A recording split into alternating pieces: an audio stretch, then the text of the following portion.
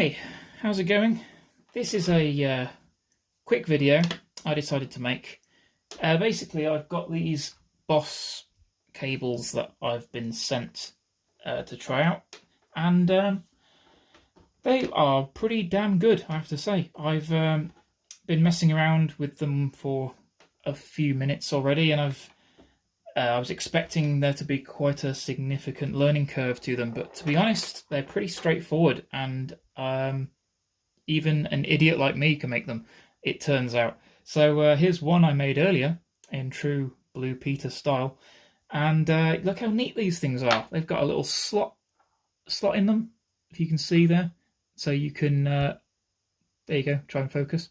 So you can bend these at an angle and plug them into your pedal, and then you've got a really nice sharp angle that you can have there, so you can bunch pedals right up against it. So that's a really cool design.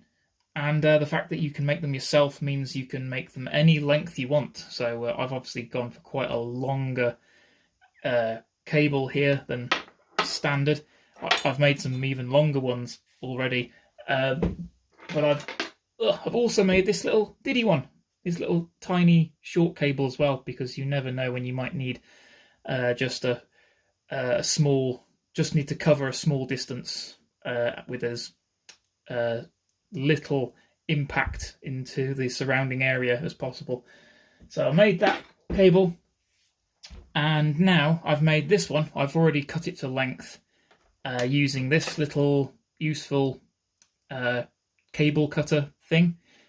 So what I've been doing is just using this to make the initial incision in the rubber in the sleeve at the length that I want. So here's half of what's left of what I've been using. So they send you quite a lot of cable in the kit, so there's plenty to go at, and you just uncoil as much as you think you'll need, like so.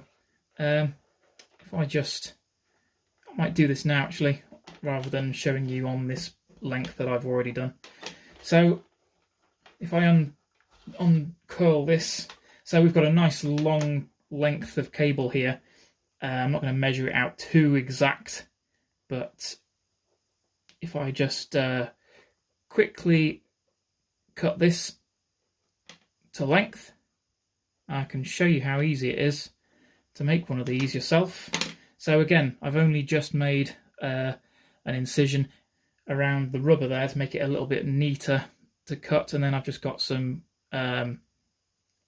wire cutters there, just to, well, pliers, but they've got a sharp edge on them, just to make that a little bit neater when you cut into it. Otherwise it'll just pinch the rubber together and it just doesn't make for that great a connection inside the plug.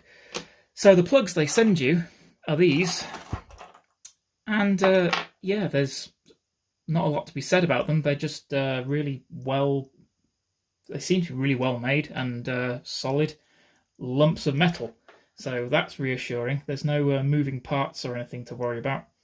So then, some of these kits I've heard, you need to push them in until you feel a click or a little bit of resistance, or you screw them into place until they tighten.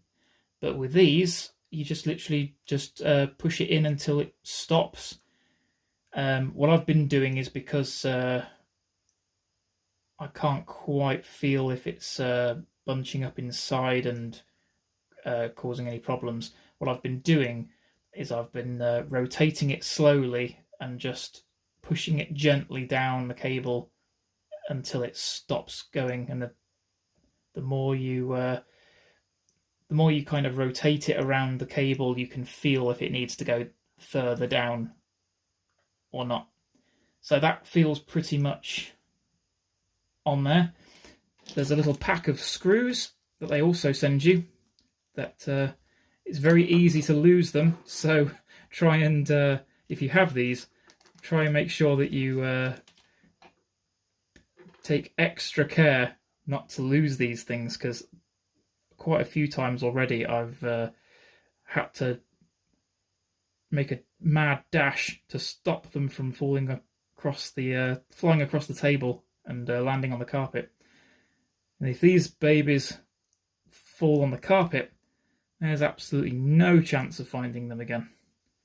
So it's quite fiddly, especially if you've got quite large hands like I have.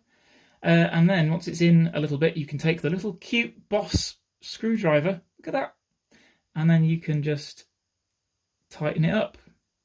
And that's all there is to it.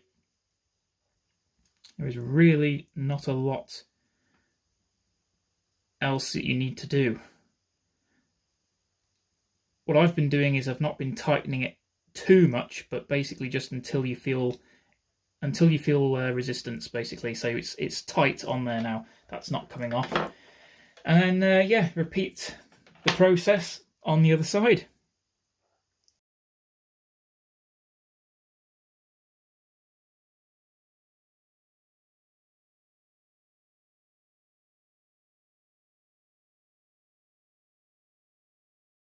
Okay, so I've just fast forwarded a little bit through that till I get to the end result.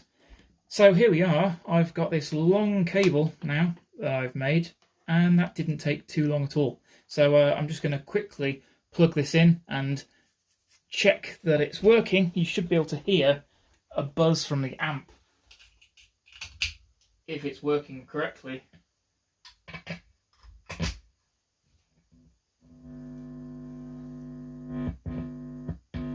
That would be a success.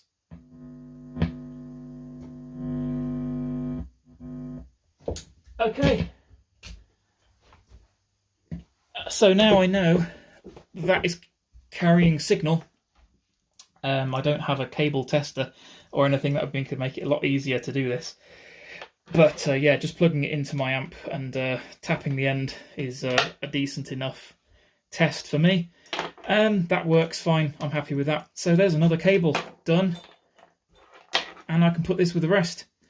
Hope you found that useful. I'm going to carry on making more cables now, and I'm going to mix and match a whole bunch of different lengths, and I'm going to end up with a nice varied collection of cables. So pick one of these solderless cable kits up from Boss. They're pretty cheap and they're pretty great value, I'd say. This video isn't sponsored by them or anything. It's just literally a recommendation from me. So yeah, I'm happy. I think you should check them out. Take care, everyone. Bye.